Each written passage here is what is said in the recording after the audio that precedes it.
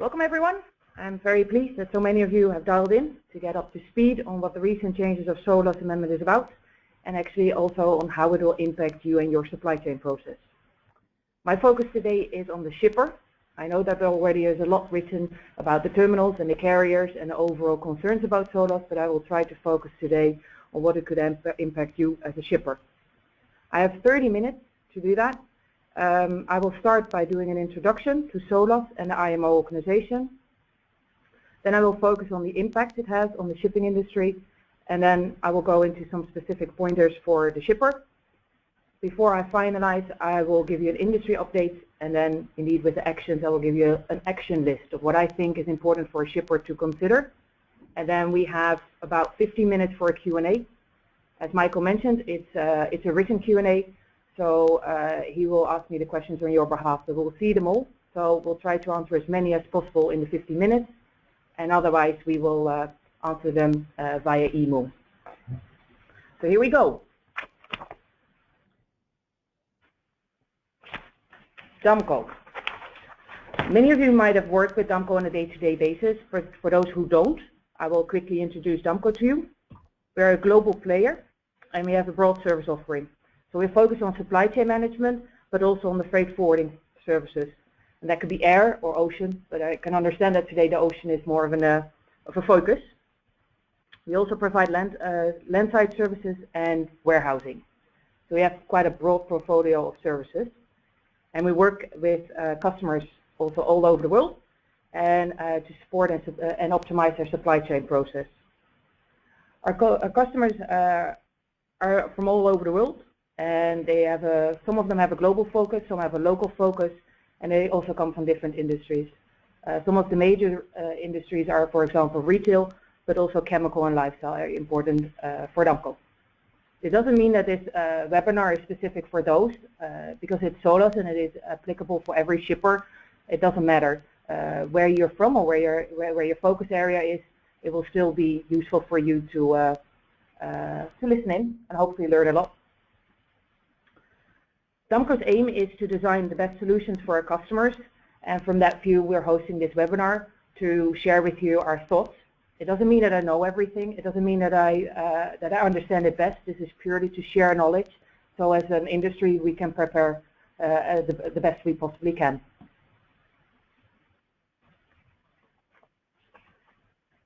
Maybe some of you have seen some articles about SOLAS.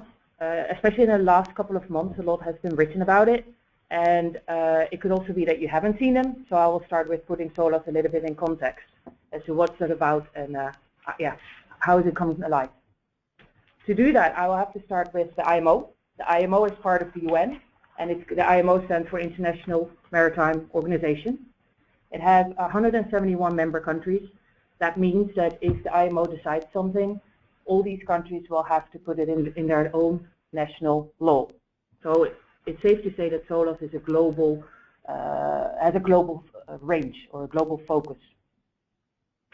SOLAS stands for Safety at Life of Sea, and that, if you keep that in mind, that explains why we have to start weighing our cargo, because it's focused on improving the safety of the merchant ships and the people who work with them. So both at the land side as well on the water side. The SOLAS amendment has a variety of topics. It has about 12 chapters, and in those chapters they're covering the carriage of dangerous goods, life-saving appliances, navigations. But today it is focusing on chapter 6, which is the carriage of cargoes and how to improve that. So what this means is, if we talk about the new SOLAS amendment, we're talking about the change that the shipper is responsible as of the 1st of July to weigh the gross mass of the container, or to provide the gross mass of the container, to be more specific. The intent, if we go back to why we have SOLAS, is to reduce the number of containers lost from vessels, to provide assurance to parties in the supply chain, and to improve the safety of the workforce, the vessel and the equipment. It is the carriers and the terminals who are expected to use the VGM for their terminal stowage planning, instead of the current estimates. So if the terminal and the carrier know exactly what the container weighs, they can adapt their stowage plan according to it, and it should provide the safety as is as is the focus of SOLAS. Now, the obligation to declare container weight is not new. In the Hague-Bixby rules, it already states that the shipper has to provide accurate cargo weight. The reality is that the container weight has often been treated as a contractual issue. That means that it is between the contractual parties, so the shipper and the carrier, to address this. Now, with the SOLAS amendment, declaring weight is becoming a legal requirement. And I think that's why it's important for you to better understand what it means for you. So it's no longer a contractual thing, it is a legal obligation for you to do. So with that in mind, we go to the industry and how it will impact. And there are basically 4 questions which are coming back, and that's the what, the how, the who, and the when. So what is a verified gross mass, a VGM? How can I get it? Who is responsible for it? And when is the starting date? So that's the next section. So what's a VGM? A VGM is the verified gross mass, and it's declared only for a full export container. So empties are out of scope. If we talk about containers, it's pretty much every size of container. And therefore I put at the bottom the mention it's 99% of our TEU, which is where the SOLAS amendment is applicable. Another thing I would like to point out to you is that SOLAS is applicable for feeders and ocean vessels on international waters. So barges are excluded, and also rail and truck are out of the scope. Now, even though barges, the rail and the truck are out of scope, it could mean that you have to think about when you get your VGM because of how you do your transport.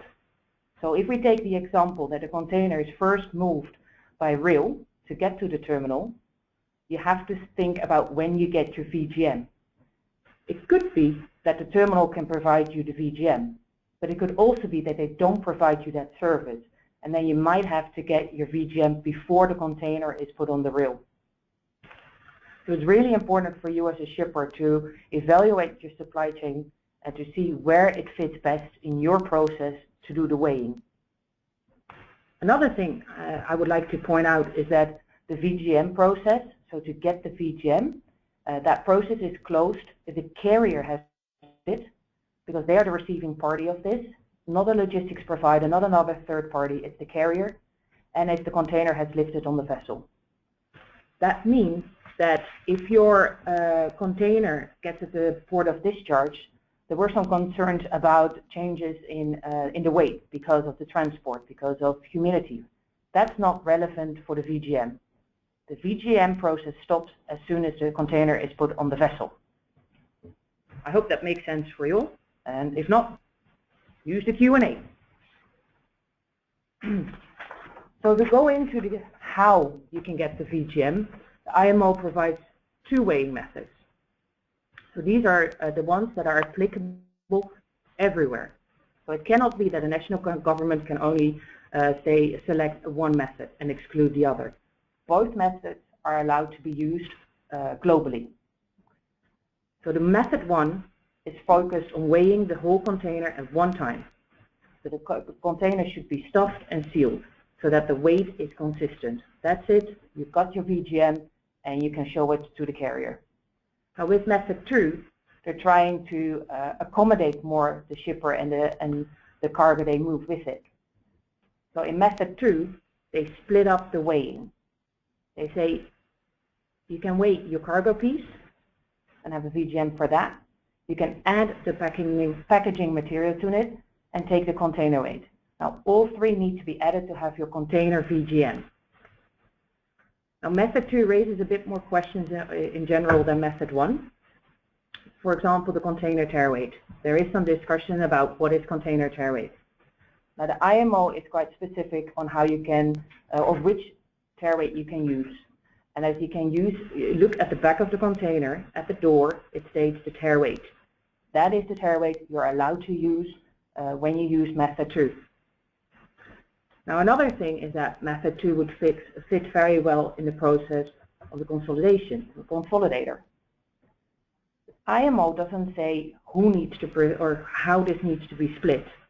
It's a commercial decision, and they leave it to the industry to find out who weighs. So they could be the consolidator or the shipper. Now the consolidator can choose to weigh the full container, and kind of going back to method 1, but it can also weigh the cargo pieces on behalf of the shipper. But if you are the shipper, then I would highly recommend you to talk to your consolidator and see what is possible. We're now in March, and most consolidators don't quite know yet what they're going to offer locally. So talk to your consolidator and find out what is possible. All right. Now the who. So who is responsible for providing the VGM? The short answer is, and this is what the IMO states, is the shipper on the BL, on the master or the original bill of lading. Now, the SOLAS amendment is very generic, and it doesn't cover the complexity of the shipping industry. So vessels are often part of a VSA, and a shipper uses a trucking company or a third party or a forwarder. In this documentation, in IMO documentation, it does not specify that. And I think that is the main reason why we're sitting here today and why you're listening in to get a better understanding. So going back to the question, who is responsible for providing the VGM? It is the shipper on the master bill of lading, but contractually they can be the importer or the exporter of cargo, and it can also be the logistics service provider. It is up to the industry to develop a standard way of working in that sense. So you need to talk to your logistics provider to check how you're going to set this up and how you're going to split the responsibilities. Now, there are a lot of unknowns, and you can also see that in the media that there are a lot of concerns. One action that I know that has been taken has been by the Global Consolidators Working Group. And they have reached out to the IMO and requested to release more details on how the individual countries will enforce the rule. Now, they put as a deadline the 1st of April, but as far as I know, the IMO has not come back to the Global Consolidators Group to give any response. So when we look at the starting date, the IMO is very clear. It's the 1st of July 2016. Now, there were some concerns about the lack of guidelines, as I mentioned before, that the national government has not provided them yet. That does not mean that if a local country has not provided you with guidelines, that it won't start. Because it's an IMO and because they are member countries, the 1st of July, this new regulation will start. The enforcement, however, will depend on the guidelines nationally. Now, the carriers are the main ones that you want to know about, right? Because they decide on practically on how what their demands and what their requirements are going to be. So, reached out to the carriers, mainly the global ones, and asked their view. And most of them were very clear that they will comply or abide by the SOLAS regulation as of the 1st of July. Looking at the practicalities, and that's what I tried to put at the bottom of the page, is say, okay, we have the 1st of July. Now, what does that mean? What does that mean for my day-to-day flow? Now, on the left hand, you see the go, the continue shipment. If a container is already boarded on your vessel, you're good to go. You don't need a VGM when it's already on board. On the right-hand side, you see the stop and any need of a VGM. There you need to talk to your carrier and decide on how they're gonna comply. So if you if you brought your container at the container yard before the 1st of July, but it's planned to ship afterwards, you need to have a VGM. Another one is a container in transshipment. It could be that your container moves from one mother vessel to another, and then if the transshipment falls after the 1st of July, that terminal and that carrier can ask you to have a VGM. A transshipment could be from a mother vessel to a mother vessel, but it can also be from a feeder to a mother, or at the destination from a mother to a feeder. You need to check that with your carrier on what is what the carrier is expecting from you. But do take it into consideration, because if they are as firm as they said, and they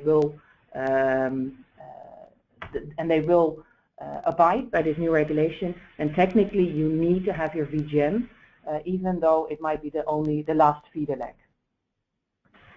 Now the last one I already mentioned a little bit before, so that's containers connecting to a vessel after an inland move. So if you first have a rail move, and then your container is loaded on a mother vessel and goes on to international waters, you will also need to have your VGM.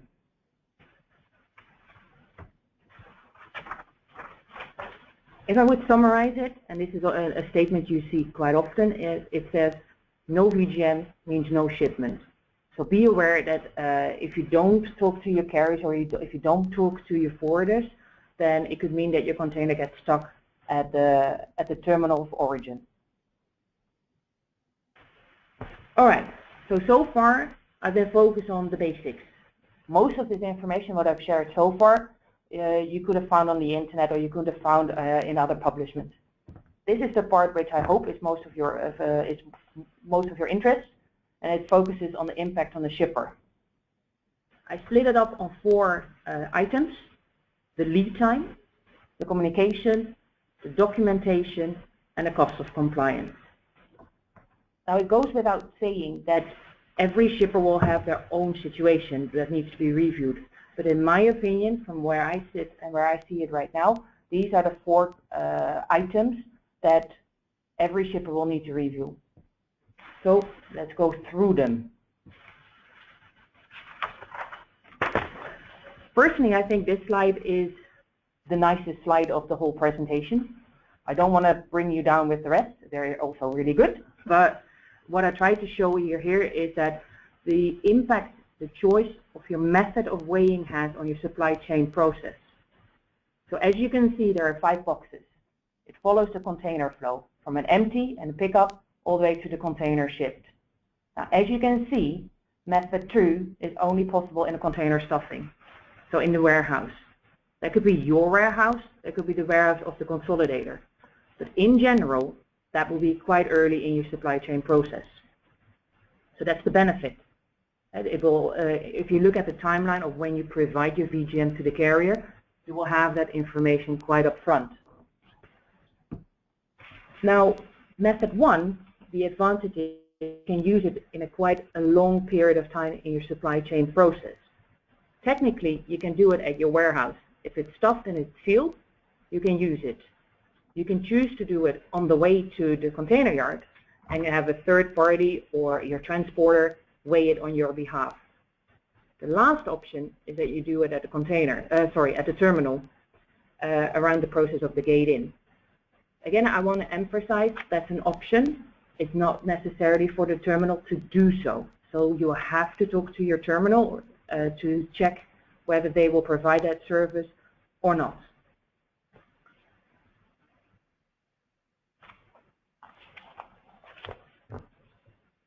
But later on in the presentation, I will touch upon the topic of the cutoff times, because I think that's an important one to consider or to look into when you decide to select your method.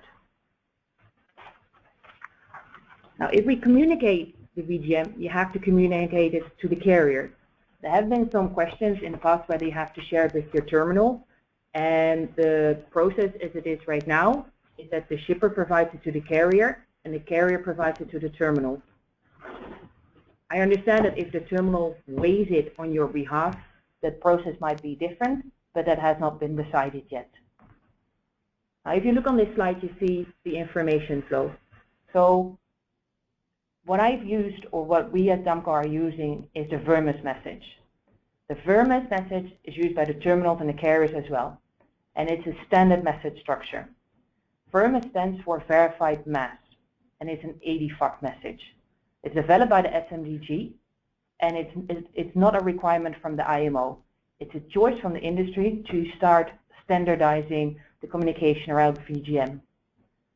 Now, if we look at that message and which information it requires, it says the VGM, so the actual weight in kilograms or in whatever entity you use locally, the party providing the VGM with a signature, that's in capital letters, the verification date, the shipper, and a reference, so they can match it against the container. Now that's necessary for everyone, for every container, and likely with every carrier, because it's basic information for the VGM. Now they're also already noticing that there are additional requests. So that's what I put on the right-hand side as an example. So the UK is one of the countries that published their guidelines as one of the first countries. And they are looking at method 2 and say that in order for a shipper to, or in order for a weighing party to weigh according to method 2, you need to register yourself. So if you're shipping out of the UK, besides the information on the left-hand side, you will also need to provide the UK weighing party certification number. This is an example. It's from the UK because they are one of the early adapters. It could be that there are also other requirements and the list will be longer, but at this moment, I won't know. Now the carriers require the VGM, the weight. They don't need the document. So they don't need to see the certificate and a paper trail that shows you how you weighed it. I think that's something that I got a lot of questions about, so that's why I put it at the bottom of the page. Now there will be an audit process, and that will be a local enforcement or a local regulation. I don't know yet how that will look like. I can only recommend you to take the standard audit processes in place, and I believe internationally it's about 7 years you need to keep your paper trail. Now why am I mentioning this? Is you're the shipper. So the carrier don't need the certificate, but you don't know how you are going to be audited. So if you weigh it yourself or you have a third party, I would really recommend you to check what's required for audit purposes for you and what the local legislation is asking from you. Now if you look at the documentation, there was always a legal side to it. So to keep it very generic, I put down 3 lines. Like review your standard terms and conditions. As I started this presentation already, I mentioned that it's not new, but it's a contractual obligation to provide accurate weight. With the SOLAS amendment, it's very specific on the VGM information, on the verified gross mass. So it would be very good for you to check if that's specifically also mentioned in your STCs, or if your standard terms and conditions actually cover this. Why? Because you want to make sure that you're not liable for something that you don't expect or you don't think you're liable for. And the most important thing is you want to avoid claims, a penalty, or a rolling of cargo. Because at the end of the day, we want to still move cargo, I believe. The costs. I would expect that there are costs for the shipper to have the VGM or to get the VGM. I grouped them around 3 possible cost items: the weighing, the transport, and IT. Likely there are going to be other ones, but I think these are the 3 main buckets. So under weighing, I see the physical weighing of a container. You don't know right now, the cost of weighing is not communicated. I've seen 1 or 2 local examples, but in general, I haven't seen anything. Now I expect that the availability of the weighing facilities will indicate costs, meaning if in that area there's very few weighing facilities, they're of course able to charge you a little bit higher than in other facilities. Now with transport, I'm mainly referring to a method 1. So if you choose to weigh between the warehouse and the terminal, it might mean that you have to reroute and get to the weighing facility. Transport could also mean the time it takes. So if it takes a little bit longer because the weighing facilities there are not a lot of them available and you have to queue, it will also impact your costs. Now VGM, as in most information flows in the shipping, it goes via IT. So for the big customers, they might have an EDI setup, either directly with their forwarder or with the carrier directly, but you will have to integrate your VGM in your own systems to register it on a container level. Now, if I look at the industry, I would say we are in a mature stage of the life cycle, and the way of working has evolved over the years. We all have a standard way of working, and it could be different from the shipper, the terminal, the carrier, and we need to live up to this new regulation and adapt ourselves to fit in the VGM. I don't really see, I see ourselves capable to do so because we've done it in the past. Take, for example, the AMS filing. So it took a little while to get used to. We'll figure it out. I'm pretty comfortable we can do the same thing here. But I do agree with everyone that the SOLAS amendment seems easy on the paper, but in reality, if you look at the day-to-day operations, it shows quite a lot of practical complications. So, the industry update. I split it up into 4 bits to say, what do we know about the government and how are they looking at it? The carriers, what are important criteria from the carriers? The same from the terminals, what can we expect from the terminals, or what is their strategy on this? And then, of course, what's DAMCO doing about it? So the governments. The governments are the national governments, and the IMO the SOLAS amendment provides international guidelines, and they're applicable for every IMO contracting state. The individual countries have to decide on how to enforce. Now, there's 3 major topics I see coming back time and time again, is the certification of weighing parties, the calibration of weighing scales, and the margin of errors. To help you to understand what happens on a national level, the World Shipping Council is keeping track, and you can go directly to their website to see which countries have already published their guidelines. I've taken at the bottom of the page 4 examples to show you where these countries are. Now, the UK, as I mentioned before, is one of the front runners. They already provided their guidelines last year. I think it was somewhere around September that they gave the final guidelines. Now, the UK is very specific on how who is allowed to weigh according to method 2. So they said, as I mentioned before, that you need to register yourself. So you need to certify yourself to do so. The Netherlands is has quite an opposite approach to it. They see it that if you are AEO or ISO certified, you already have your internal processes sufficiently under control that they are comfortable for those companies to say that they can use method 2 automatically. The USA has been in the news quite a bit over the last couple of weeks. It seems that the US Coast Guard is not, how do we say this?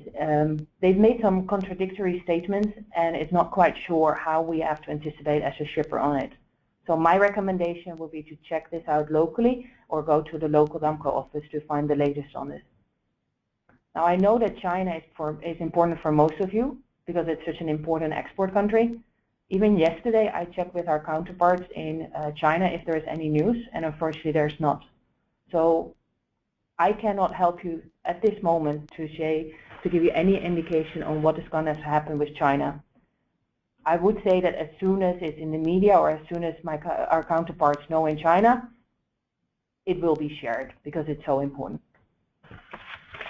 So what you already see is that there are local differences.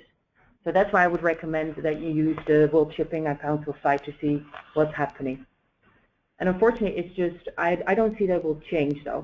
It would be ideal if we had one standard, but as you see right now in the EU alone, there is no standard, and I don't expect that that will change very soon. Yeah, at the moment. So we look at the carriers. They're important. They're important because they will receive the VGM. So their communication channels and their cutoff times will depend how you will have to fill in your process. Now, the large carriers prefer to receive the VGM electronically. It could be an EDI, but it could also be a platform, an e-platform such as Intra or GT Nexus. Every shipper should have the opportunity to share the VGM, and therefore the carriers will have to accept an email submission or a submission via the carrier website. I would like to emphasize that the terminal operators and carriers are not required to check if you provided the correct VGM. But if they suspect that the VGM is incorrect, they are allowed to check it. Now these costs that it could involve because of the reweighing will likely be put on the shipper. Now the cutoff times, most of the carriers have not announced anything just yet. It seems to be that it's a commercial decision that the carrier will have to take with the terminal on a local basis. I have checked with the global carriers. They make a very generic statement that they say the VGM will have to be shared on time. And some of them have said they don't expect any changes in the cutoff times. More details, the carriers are reluctant to give that. Now you do need to keep, for your understanding, I would like to emphasize that the terminals and carriers are required to use your VGM for the planning of the stowage of the vessel. So the cutoff times for VGM will be before a carrier will make their stowage plan. That's just, otherwise they can't use it. So that's just a guideline for you to keep at the back of your mind. The terminals have to decide their own local strategy. Commercial weighing is a local decision, and you see already there that some are offering it and some are not. Important criteria are also the gate-in process, whether they can handle it or whether they not. So if a terminal has a capacity to weigh it or the space at the container yard, they will be more likely to provide weighing as a service. Also, if you see that one terminal is providing weighing as a service, or they will accept a container without a VGM at gate-in, it's likely that you will see the other terminal operators to do so as well. Now, if a terminal accepts a container without VGM at the yard, it does not mean it will get on the vessel. So before it goes on the vessel, it will still need to have a VGM. So DAMCO has committed itself to be compliant by the 1st of July and will support you as well. Now we're working with our industry partners on setting up the local weighing services and document support so that you can provide your VGM to the carrier. So you can provide your VGM to them. If you have any questions about a specific location or a service you want to use, I would recommend you to go directly to your local DAMCO office. Now to summarize it all up, I made a small action list. So it says check your options, because if you know whether you can use a method 1 or a method 2, that will decide how you will handle it. You check what the national requirements are. What are the things you need to comply with? Check your internal process as to what fits best with your business and with your current processes. Check the cutoff times. Check with the costs. And I would highly recommend the last two as well, is join your local shippers association so that whenever something new is available around SOLAS, that you will be the first one to know. And also talk to your local carrier and your government to raise the awareness about the uncertainties there currently are. And of course, to finalize it, don't forget to talk to us. If you want to know more about this topic, on DAMCO, we made a separate slide where also this recording will be found and other documentation that can help you. So it includes, for example, the Q&A that the TNT Club and the World Shipping Council made in December, where some of the questions raised by multiple people in the supply chain are answered. Also, if you're interested in other topics, DAMCO has a blog on their website, and they provide below 4 news streams with information for the relevant industries. So, time for the Q&A. Yes, thanks a lot, Simone, for the insights today. We're now going to start answering the questions submitted during today's presentation. We already received a high number of questions, but you can still submit them through the questions pane in your attendee control panel. Well, let's start with the first question, or actually a couple of questions about tolerances. Could you share a bit more about that? Sure. So the tolerance is a local decision. It's an enforcement that the local government has to decide. Now you see already a discrepancy. Well, if I take two ranges, Australia has said that they won't accept a margin of error. So that means that it needs to be 100% accurate. Now, if you look at the Netherlands, as I mentioned before, they take a little bit more a pragmatic approach about it, and they say it's 500 kilos for containers, I believe, under 10,000 kilos. So there's a margin of 500 kilos as a minimum, and as a maximum, it's 5% of the VGM of the container. So it shows that countries will take a different approach on how they see the SOLAS amendment. Another question, is SOLAS applicable to FCL or LCL? SOLAS is applicable to a container. So it doesn't really matter whether it's an FCL or an LCL. It depends for you, but the consolidator, it's his obligation to at least provide the provide the carrier with the VGM for a full container. So there you need to talk to your consolidator. Will they weigh it, or will you use method 2, where you have to provide the VGM for your cargo piece? Do you foresee a lot of supply chain delays due to lack of VGM? That's a good question. I think, if I'm really honest, I think, if I'm honest, I would say that depends on how the countries are going to enforce it. And of course, the major export countries, such as China, it would be very interesting to see how they're going to enforce it. If they're going to decide to reweigh every container, then yes, for sure there will be delays. If they take a more pragmatic approach, where they give either a grace period or where they do a spot check, I think there might be some delays, but in general it should go smooth. Okay. Will all the countries be ready before the 1st of July? I don't think every country will be ready, because if they haven't shared their guidelines now, it will be difficult for them to share them in the upcoming months and have the local forwarders and shippers and transporters to be ready for it. But as I mentioned, you have that the IMO, because it's a global regulation. Every country, it will be applicable. So you will have to weigh, and you will decide with your carrier on when they need it and how they need it. But for example, the margin of error, you don't know what's acceptable in that country. So you need to talk to your carrier to say how they want to, what they find acceptable for that period of time. A couple of questions on penalties. Are there any rules on these penalties if the wrong VGM is provided? I've seen some, indeed. Again, this is a national regulation, or enforcement will be on a national level, on a country-by-country basis. Some countries put it as a fine. Some others make a bigger penalty out of it. I would say your biggest concern is the rolling of your cargo, and not so much the penalties. Because if you don't have your VGM, your container is not loaded. And I think that should be, yeah, we need to fix that. Yeah, okay.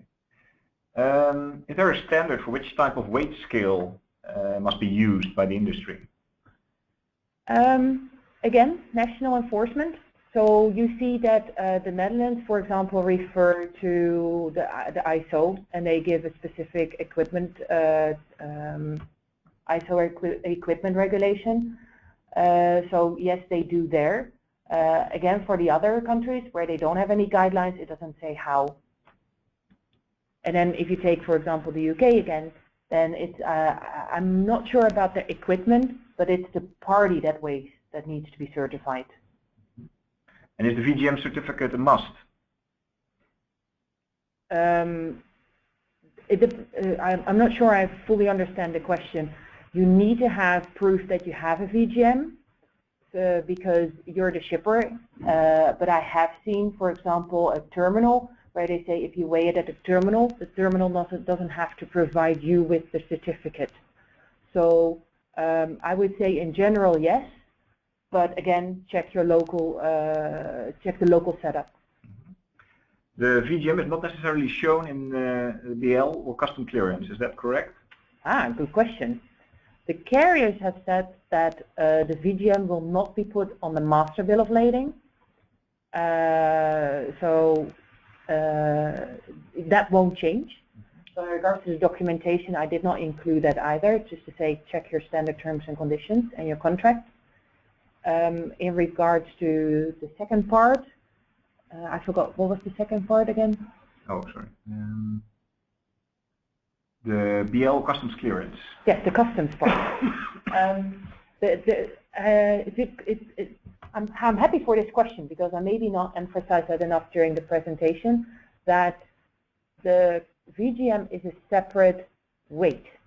So customs may decide to, or already decide that the weight will be on a cargo level, so without the packaging material, or it will be on an entity basis, or whatever the local regulation is. So there will be, or there is a big likelihood there will be a difference between a VGM and your customs weight, or declared weight. That's okay, because the definition of it is different. What I would recommend you to do is to make it in your internal systems very clear what is your VGM. And that's, for example, also what we're looking internally at Damco.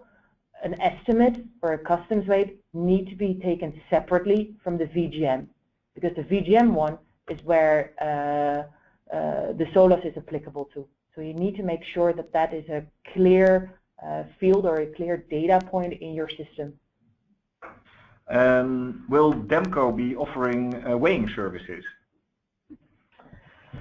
We aim to do so, yes, and we're investigating locally what's possible. So we'll be on a local basis where we do and we don't. So if you want to know where we will offer it, I suggest you go to a local Damco office and check out what we'll offer. For loadings in Germany with shipment via Belgium or Dutch ports, which national regulation and margin of error applies? Wow, that's a very specific one. Well, I already mentioned Holland with the 500 kilos minimum and the 5% margin of error. I believe Belgium has 2 or 3%. So then it will go back to where is, are you focused on having the regulation of the port of loading or where the container is sealed? Now, I don't want to cut myself in my finger, so my official answer is check or go to your legal counsel. What I remember is that it is port, where the container is sealed. So it would actually be the German regulation which is applicable. But please, for this one, check local counsel. Okay. Legal counsel. Do you know if there will be a global container register where owners have to accurately manage the tear mass of their containers? For now, I don't see that that's happening because a shipper is allowed to use the tear rate on the container door. That could be something that if the industry decides that it is worthwhile doing, it will be built up after the 1st of July. Mm-hmm. Let me check. Is SOLAS also applicable to shipments within the Eurozone? Yes, the criteria is international waters. So if it's within the Eurozone but it goes by barge or by rail or by truck, no. But if you go on international waters, yes. Okay.